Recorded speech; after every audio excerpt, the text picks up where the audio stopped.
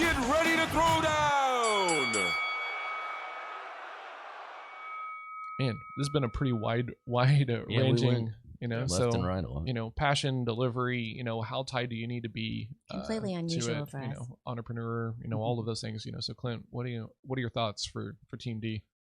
Yeah, so if your disc profile reads in that D range heavily, you're probably not asking yourself a lot of why questions on why you're doing this, how do you feel about it. It's just a gut driven, I'm great at this and I'll be better than anybody else that's ever done this. You kind of got that big head about it. Mm-hmm. I would challenge you, if you feel that you really don't know where you stand on the passion side of it, start asking questions why you're going to work every day. And you'll go down these subcategories, down this rabbit hole, and eventually you'll get to certain things. So if I did that in my own head, in my own business, I would get down to one of these days I want to retire young and fish my days out on the open sea, right? Mm-hmm. That's my whys at the end of it. Why do I do this every day? Well, I want to get there. Why do I do that? Well, because I want to get to this point. So if you don't know where you stand and you don't know the answers, just literally you could jot it down or just do it in your head. Take 30 seconds. But you're eventually going to get to a why, and that's probably your passion.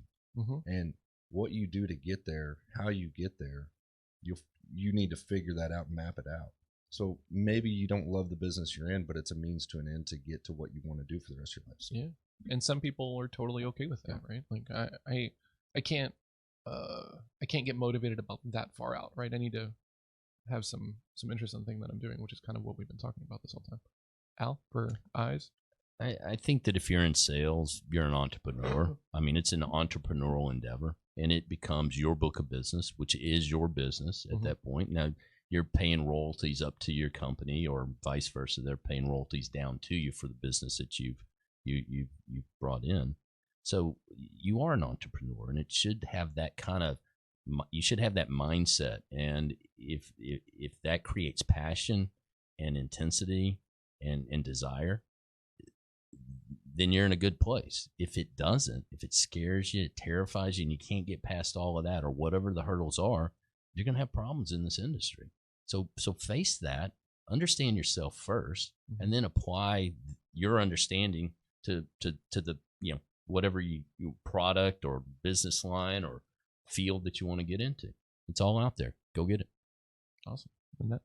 So we've been talking a lot about passion, and another word, desire. To me, desire is the starting point of achievement. So if you want to meet your desire, your passion, you have to push yourself, take risk, and then you'll have an achievement. But looking at a widget and going, "Well, I can't do it." That's what I love. What Clint said.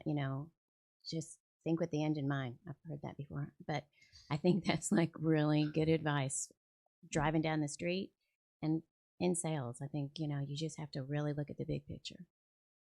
Wow. Okay. For Team C, I guess 2 nuggets. The first thing is, I feel like most people, when they get into the entrepreneurial thing, they can't shut up about it, and they're going around telling everybody that they should be an entrepreneur, and I disagree with that because it's not for everybody. I do agree with Al's point that if you can sell, you're closer to being an entrepreneur and having the skill set that is super important, because until you hire someone else to sell, you are the salesperson. And that is terrifying. And I think that if sales was a little bit more approachable, then we would have a lot more cool people doing really cool things, because they wouldn't be terrified of, and I got a really cool idea, but I don't want to sell, right? So, not everybody's a candidate for it, but that's okay. The other thing that I think is really important is how you frame your success, right? If the only way you win is when you get a yes from a prospect, you are going to have some bad days, right? Absolutely. Because then every no is more hurtful, it's personal, and everything else like this. So, there were levers around that, right? For me, I'm a process guy, right? If I follow my process and I get a no, I'm good. I don't care. Let's go on to the next one, right? Whereas if I get a yes, but I didn't follow my process and I got lucky, I'm pissed at myself. I'm like, man, wow, this, because I'm a process guy. So watch how you're framing stuff in your value, and kind of, make sure that you're looking at it the right way, because you're not going to get a yes from everybody. So don't make that your successful thing. Yeah. Nice. Awesome.